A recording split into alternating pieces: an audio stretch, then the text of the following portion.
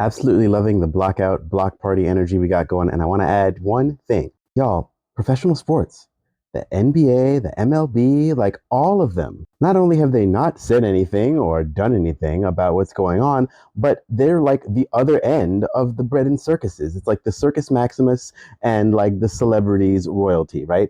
And they combine to capture our attention. I mean, you could even make a case that the celebrity culture is less insidious in some ways than like sports culture is in this country because it's like tied into family and to a bunch of different rituals. Like Super Bowl Sunday is such an American institution that it's even bigger than, you know, Met Gala or even like the Oscars, the Tonys, right? Because you have to like specific things or specific types of art, but everyone has a local sports team and it just becomes like a point of local pride. Like I live in New York and I don't like any of it, but people are always asking me if I like the Yankees or the Mets. Wait, pump the brakes for a second. I know a bunch of people are like, no, we only got to do a couple of the celebrities. We don't have to do all of them. Okay, look, I am not proposing that we're doing this just to like make a point.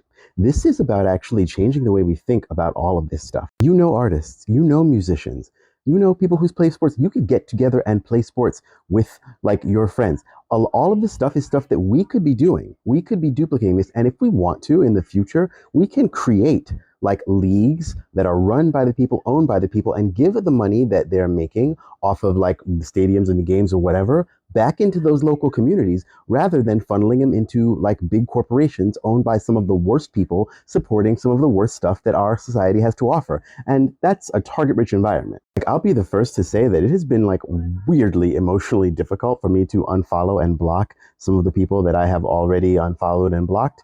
It's strange and it's actually very telling as to like how deeply they've gotten this culture into us. And think about how much harder it would be for you, for somebody you know, to be like, all right, well, I'm not watching any major league sports games anymore. I'm not going to buy any more jerseys. I'm not going to do any of that. Like, think about how hard that's a big ask. And why is it such a big ask? Because that's how they want it. If we want change, if we want enduring, long lasting change, we have to change in enduring and long lasting ways.